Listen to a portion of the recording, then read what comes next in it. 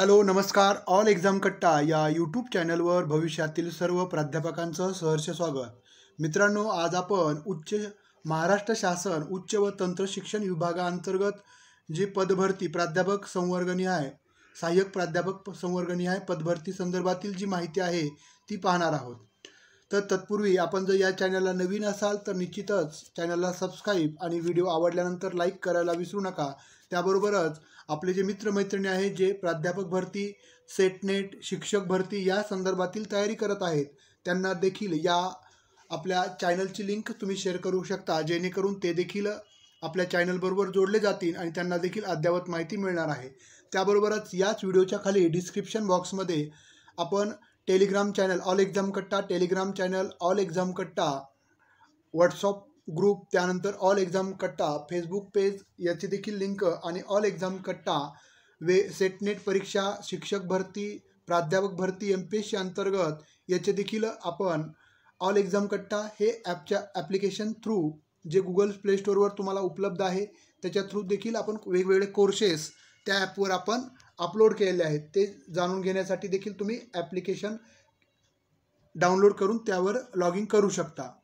मग आपण पाहूयात, उच्च शिक्षण संचालनालयाच्या आधिपत्याखाली अंतर्गत येणारं तालुका एकमेव योजनेअंतर्गत धर्मवीर दिलीपराव रहाटे शिक्षण व बहुउद्देशीय संस्था मेहकर जिल्हा बुलढाणा संचलित श्रीमती सिंधुताई जाधव कला व विज्ञान महाविद्यालय मेहकर, तालुका मेहकर, जिल्हा बुलढाणा या महाविद्यालयातील सहाय्यक प्राध्यापक संवर्गातील पदभरतीबाबत महाराष्ट्र शासन उच्च व तंत्र शिक्षण विभाग शासन निर्णय क्रमांक दिनांक 13 मार्च 2024.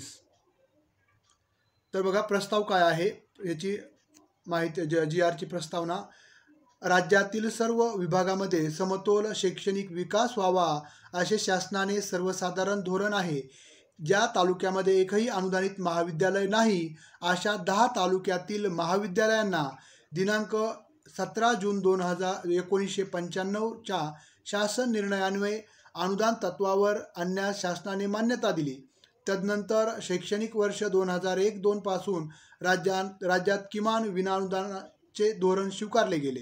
राज्यात नवीन तालुक्याच्या संख्येत वाढ झाली असल्यामुळे ज्या तालुक्यात एकही अनुदानित महाविद्यालय अथवा विद्याशाखा नाही अशा तालुक्यामध्ये अनुदानित तत्वावर मंजूर देण्याची मागणी पुढे आली होती. या मागणीस अनुषंगून प्रत्येक तालुक्यात एक महाविद्यालय विद्याशाखा 100% अनुदान तत्वावर मंजुरी देण्यास दिनांक 4 फेब्रुवारी 2008 रोजी शासन निर्णय मान्यता देण्यात आली होती.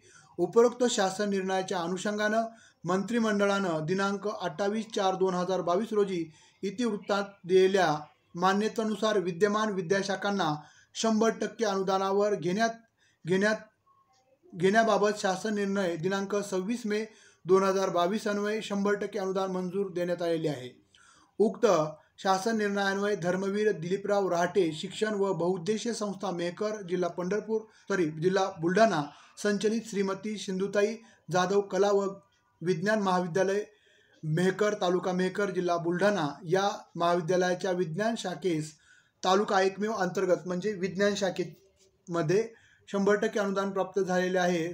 बांधील खर्चासाठी खाली समावेश करण्यासाठी डिसेंबर 2022चे चतुर्थ हिवाळी अधिवेशन सादर करण्यात आलेल्या लक्षणीय पूरक मागणी मंजूर करण्यात आली आहे. त्यानुसार शासन निर्णय दिनांक 2 जून 2023 अन्वये शासन महाविद्यालय शिक्षकेतर पदांच्या वेतन खर्चाची बांधिलकी खर्चाचा समावेश करण्यात आलेला आहे. त्यामुळे सन 2021-22 या शैक्षणिक वर्षामध्ये प्रवेशित विद्यार्थी संख्या विचारात घेऊन दिनांक 1/10/2021च्या विद्यार्थी संख्येच्या आधारे विज्ञान शाखेतील अनुज्ञेय करण्यात आलेल्या शिक्षकी पदांच्या पदभरतीस मान्यता देण्याबाबत शासन निर्णय विचाराधीन होता.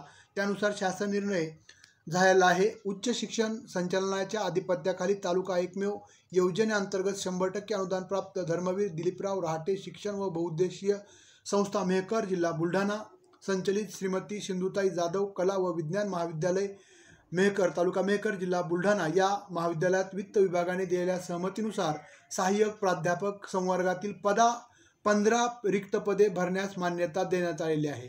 म्हणजे एकूण किती पदं भरले जाणार आहेत? 15. आता पदभरती मान्यता देण्यात येत असलेल्या सहाय्यक प्राध्यापकांच्या संवर्गनिहाय पदांचा तपशील कार्यभारानुसार खालीलप्रमाणे आहे. बघा, भौतिकशास्त्र, फिजिक्स, केमिस्ट्री, वनस्पतीशास्त्र, सूक्ष्मजीवशास्त्र, प्राणीशास्त्र आणि गणित या विषयाच्या एकूण 6 विषयाच्या जागा आहेत. त्यामध्ये भौतिकशास्त्राच्या 3 जागा आहेत, सहाय्यक प्राध्यापकाच्या रिक्त जागा आणि मंजूर मिळालेली जागा या ठिकाणी दिसते आपल्याला. 3 जागा आहेत मंजूर. त्यानंतर रसायनशास्त्राच्या 5 जागा आहेत मंजूर. वनस्पतीशास्त्राच्या 3 जागा आहेत. सूक्ष्मजीवशास्त्राच्या 3 जागा आहेत. प्राणीशास्त्राच्या 3 आहेत आणि गणित मॅथमॅटिक्सच्या 2 आहेत. आता एकूण 19 जागा आहेत. त्यापैकी रिक्त जागा 15 जागा भरल्या जाणार आहेत. तर त्याचा हा निर्णय आहे. आता यानुसार आरक्षण जे आहे ते आपण पाहू शकता.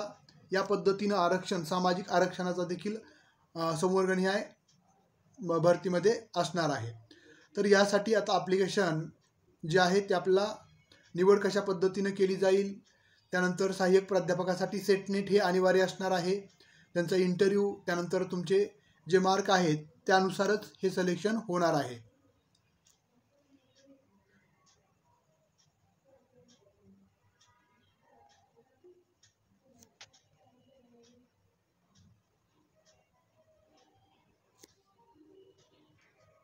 अशा पद्धतीनं ही भरती प्रक्रिया भविष्यामध्ये राबवली जाणार आहेत.